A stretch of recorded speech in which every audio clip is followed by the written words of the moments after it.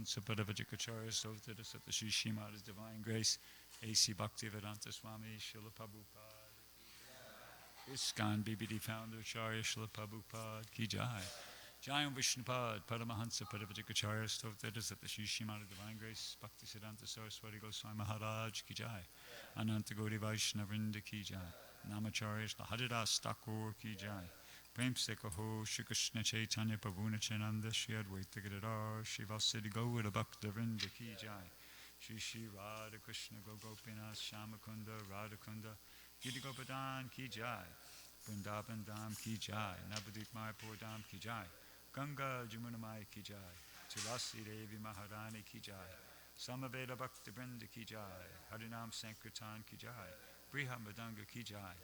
All glories to the assembled devotees. All glories to the assembled devotees. All glories to the assembled devotees. All glories to Sri Sri Gurung Gauranga. All glories to them.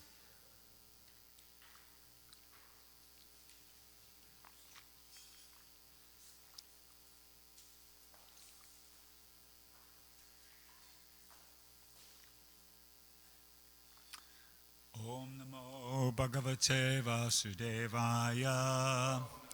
Turn to the Om Namo Bhagavate Vasudevaya. Om Namo Bhagavate Vasudevaya. So reading from Srimad Bhagavatam, 3rd Canto, 7th chapter, text number 40.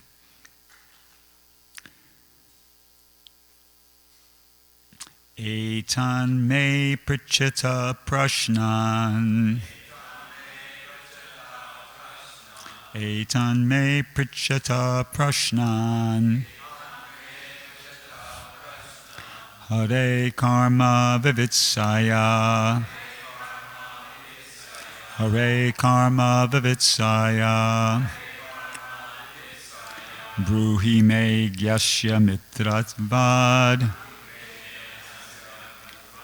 Bruhi me gyasya mitratvat. Ajaya nasta chakshushaha.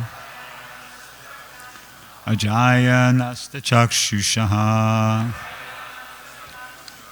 Etan me prichataha prashnan. Hare karma vivitsaya. Bruhi me gyasya mitratvad. Ajaya nasta chakshushaha.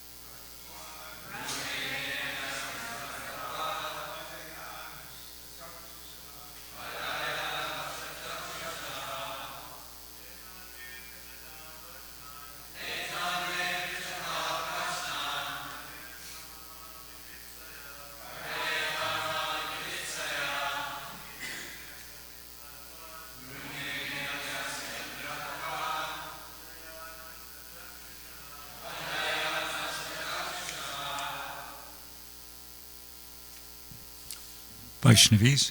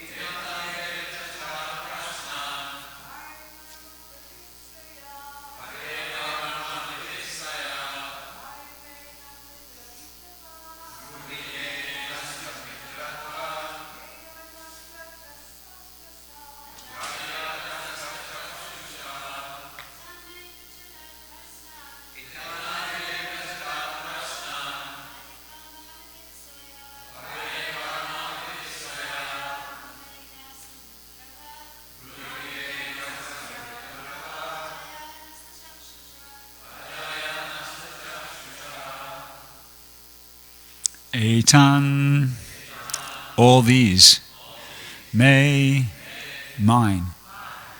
Prichitaha, of one who inquires. Prashnan, questions. Hare, of the Supreme Lord. Karma, pastimes. Vivitsaya, desiring to know. Bruhi, kindly describe. Me, unto me. Ajnasya, of one who is ignorant. Mitradvat, because of friendship. Ajaya, by the external energy. Nastachakshusha, those who have lost their vision. Translation and purport by His Divine Grace, A.C. Bhaktivedanta Swami Srila Prabhupada. My dear sage, I have put all these questions before you with a view to knowing the pastimes of Hari, the Supreme Personality of Godhead. You are the friend of all, so kindly describe them for all those who have lost their vision. So that was Vidura speaking to Maitreya. Purport. Vidura put forward many varieties of questions with a view to understanding the principles of transcendental loving service to the Lord. As stated in the Bhagavad Gita, chapter 2, text 41, devotional service to the Lord is one, and the mind of the devotee is not diverted to many branches of uncertainties. Vidura's purpose was to be situated in that service of the Lord, wherein one merges undivertedly. He claimed the friendship of Maitreya Muni, not because he was Maitreya's son, but because Maitreya was actually the friend of all who have lost their spiritual vision due to material influence.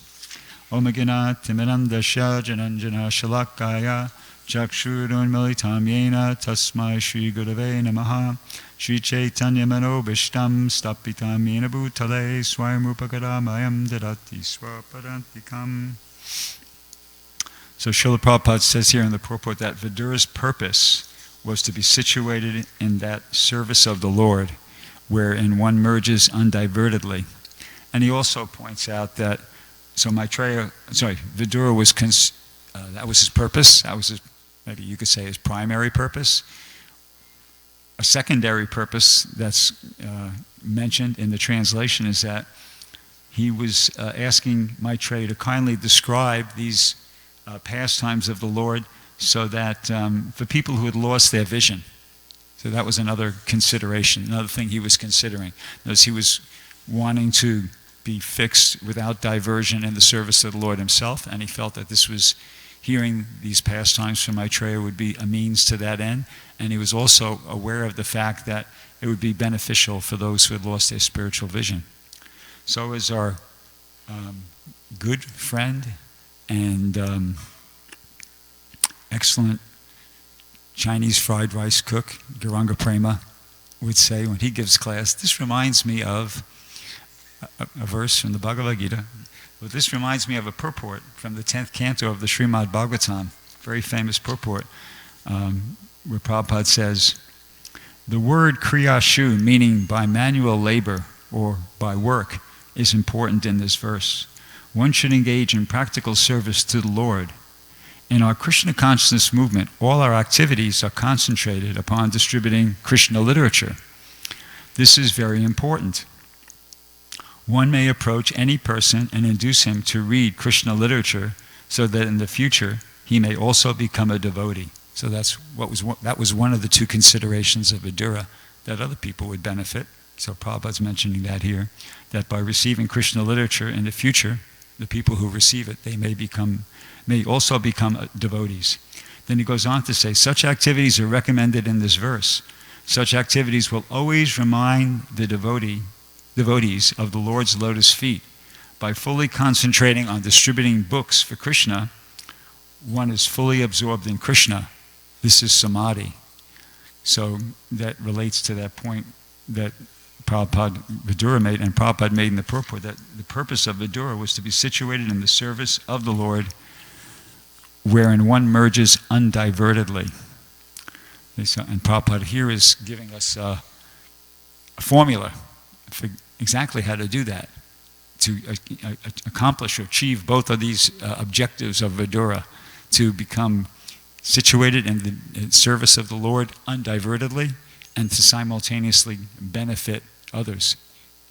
This book distribution, Prabhupada said, as I just read, one may approach any person and induce him to read Krishna literature so that in the future he may also become a devotee.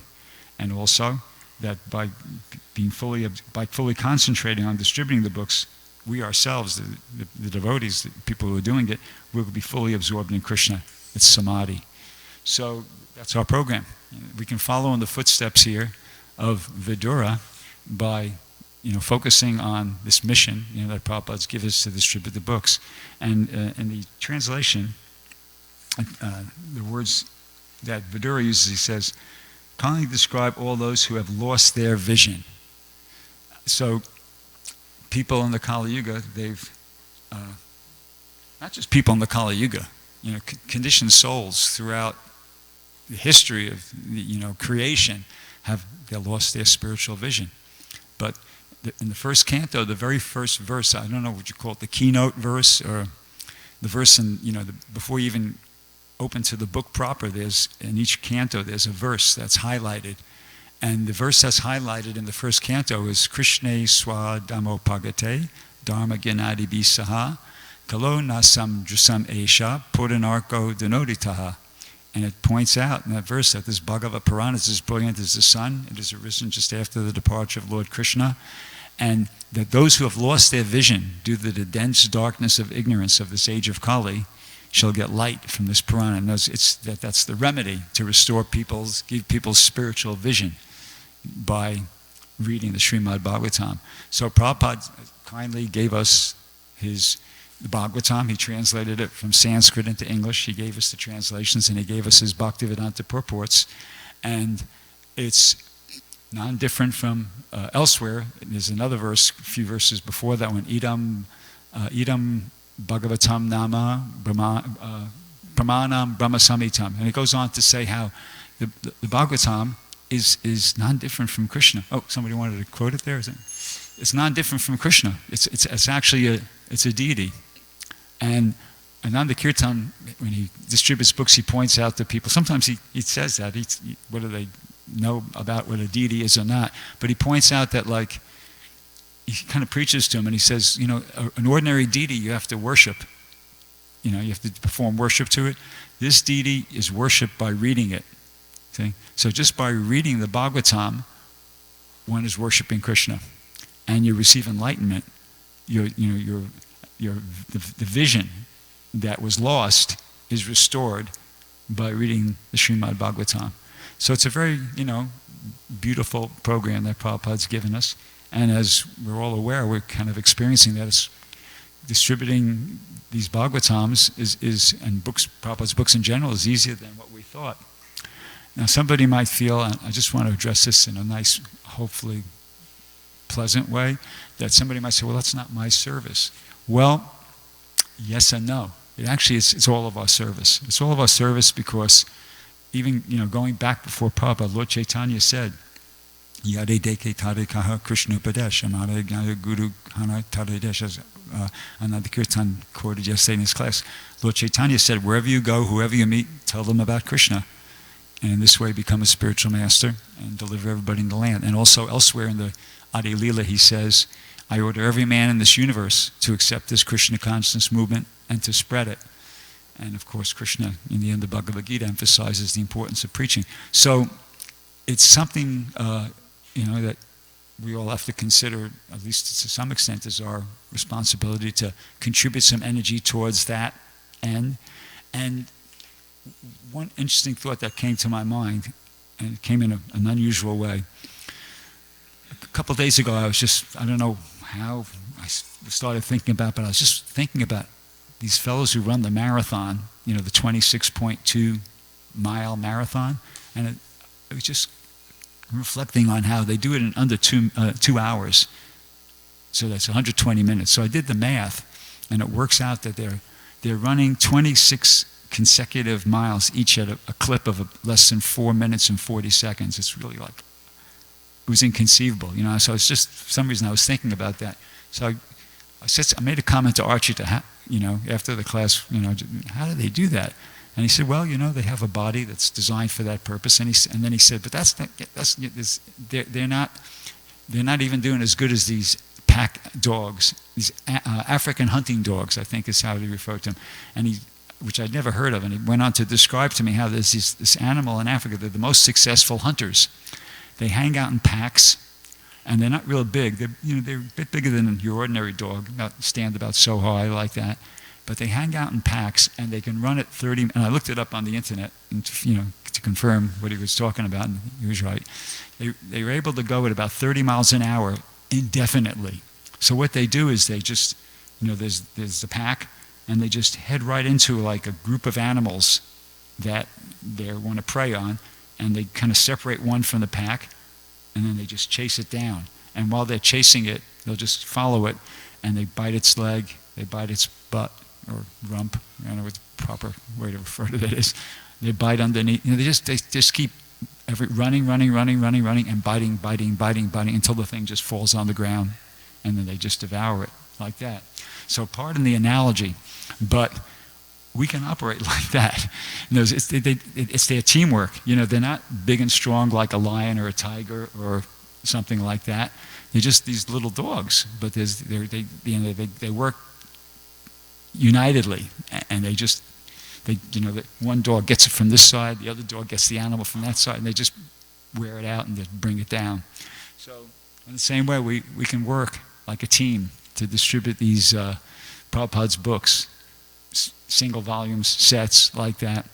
And in this way, we could have big success. We've experienced that, like just ourselves at the tables. Sometimes we're trying to distribute a set to somebody, and the person who starts off with that, the potential set purchaser, he's kind of running out of steam. And then another devotee who just happens to be standing there comes and says a couple things, and then somebody else says a couple things, and we all kind of gang up on the person, and finally he goes, okay, and he takes it, you see? So teamwork, so that's a good point.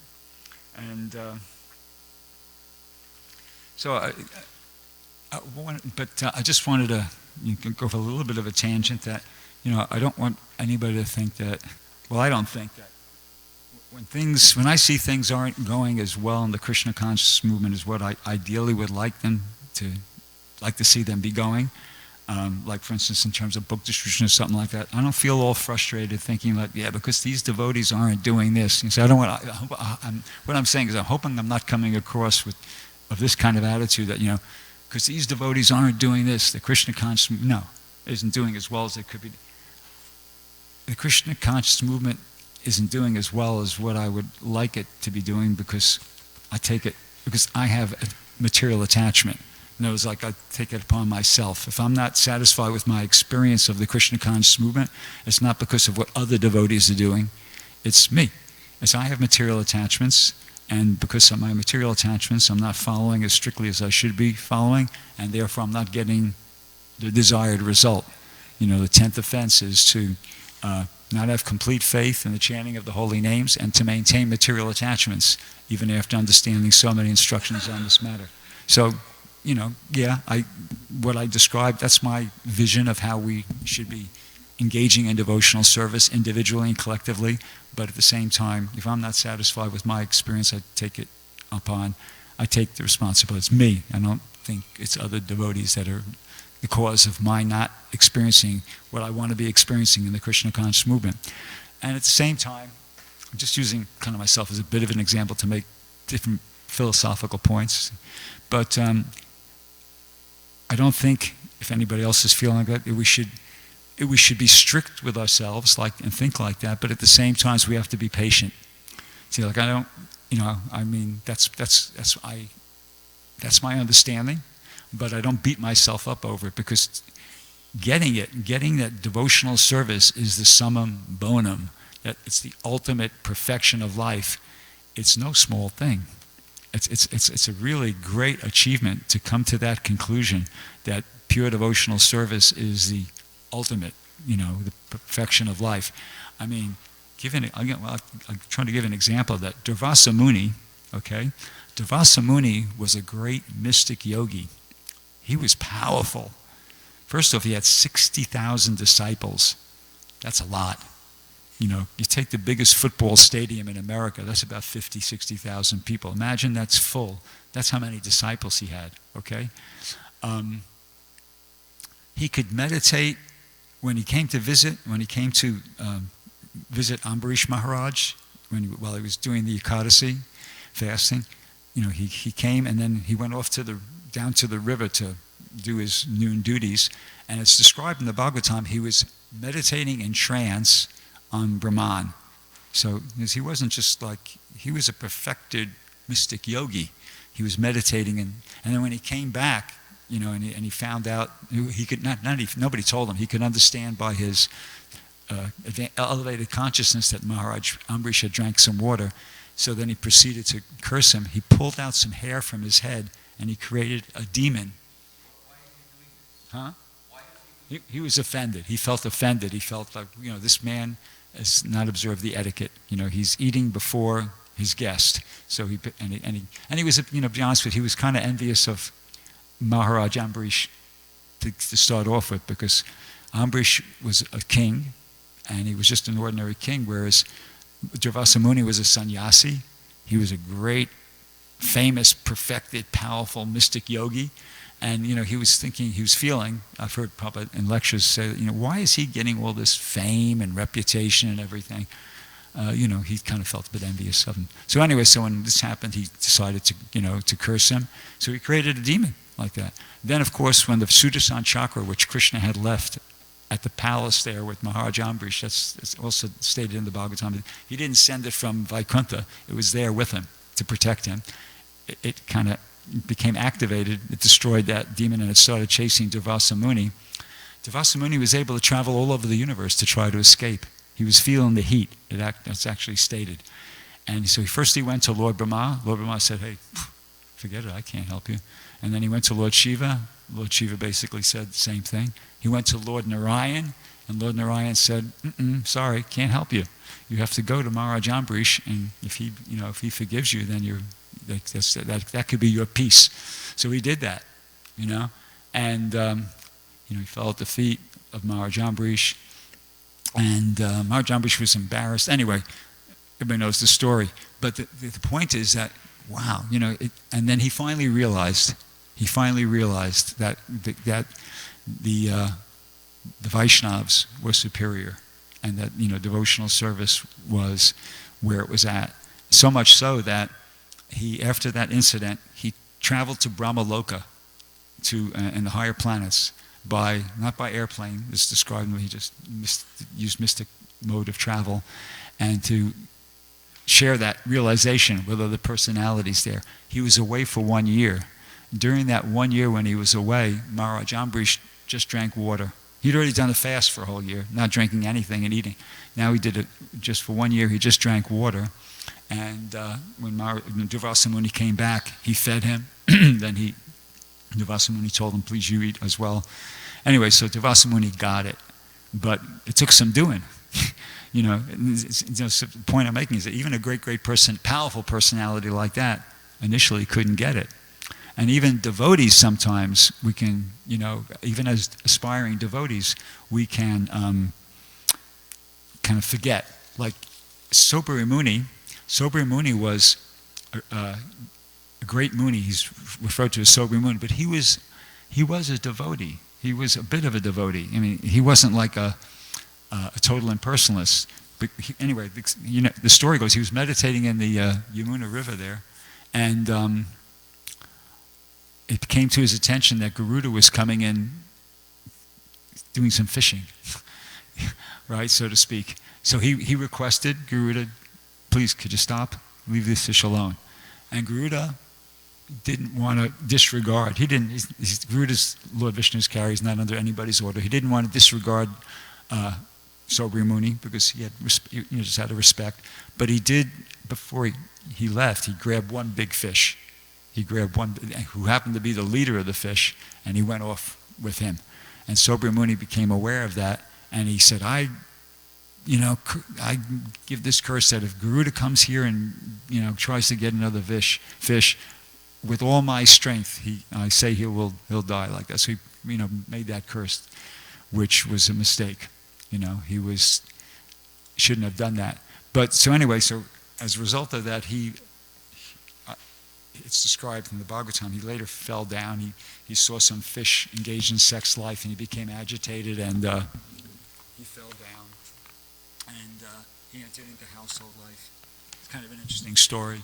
He approached Mandata Maharaj, and he said, who had 50 daughters, and he said, I'd like to marry one of your daughters. Could you give me one of your daughters to marry? So Mandata Maharaj, who was a very great, powerful emperor, he said, well, my daughters are free to choose anybody they like, So Prabhupada said in one lecture, he didn't say it in the Bhagavatam, but he said this way he was avoiding him, because he was thinking, what is this useless old man? I'm not going to give one of my daughters to him. So Sobri Muni, he understood what was going on. He was no fool himself. So he decided, I'm going to transform myself into a young, beautiful, man, and then so much so that all of his daughters will want to marry me. And he did that, and that's exactly what happened. They all wanted to marry him. So he got all the 50 daughters, and he entered into household life, and he by his yogic mystic powers, he created a situation, a household life for himself that was far superior to Mandata Maharaj, and he became, his false prestige was defeated, it's described in the Bhagavatam translations. Anyway, so he was enjoying household life, but at some point he reflected, he said, what am I doing, I was a sage, I was meditating, and in transcendence, and anyway, he regretted it, and he decided he was going to return to his former practice of pursuing spiritual life. But I'm just trying to find this one exact verse. Oh yeah, here it goes.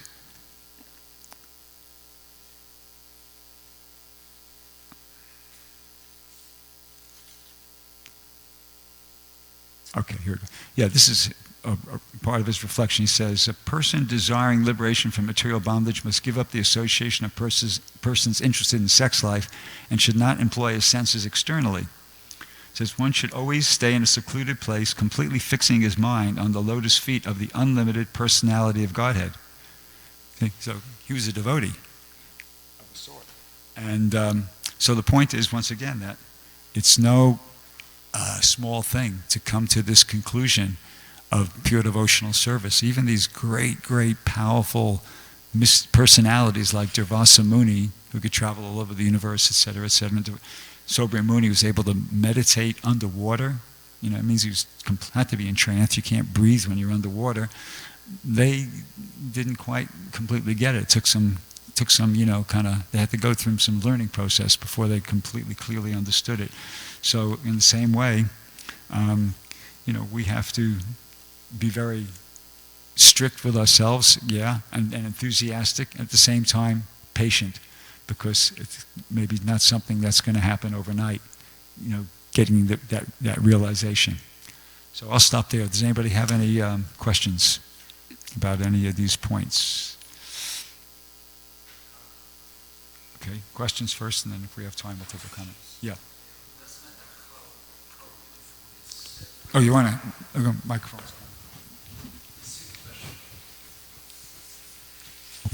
Doesn't matter how beautiful is one girl in this material universe, or how beautiful is one boy in this material universe. My question is, you cannot compare with the beauty of Krishna and Radharani. Is it true? Correct. Yeah, correct. Okay. Param Drishtana Vartate. Any other question? Okay. That's it? Well, I was just going to make a very brief comment in regard to King Ambarish versus Durvasa Muni. Although Durvasa Muni had, as you mentioned, so many powers, one would think that King Ambarish would just be a pushover for him, and what he had to do is desire to either to kill him or to hurt him, and that would happen because he was so powerful in his austerities and then the results of the austerities that he had powers. But the important thing that we can all learn from this is that real power, real strength, real greatness is not having something, but learning how to depend upon He who has everything. He who has everything is the Supreme Lord. And when we learn the art through Srila Prabhupada's books of how to depend upon Krishna, then even though we may be externally weak, have no particular power as King Ambarish, although he had a certain amount of physical power as a king to maintain a kingdom, nonetheless, next to Durvasa Muni, he was just a little midget. And Durvasa Muni was a giant when it came to power. But the reality is that because King Ambarish was so dependent upon Krishna as his dear beloved, as the one who really had some meaning to him, as the one whom he felt all his, whatever power he did have, was the result of the blessings or the grace of the Supreme Lord. And therefore, in the ultimate analysis, King Ambarish was actually far more powerful than Durvasa Muni. And that's what point is being made here, is that something may appear externally very, very powerful, but in the reality, it is not. It is very weak next to the power of Krishna. And a devotee who depends upon Krishna receives the grace of Krishna and in effect gains infinite power, the power of Krishna. Thank you. Great comment. Anybody else, anything? Okay, thank you very much. Granth Srimad Bhagavatam ki jai. Srila Prabhupada ki jai.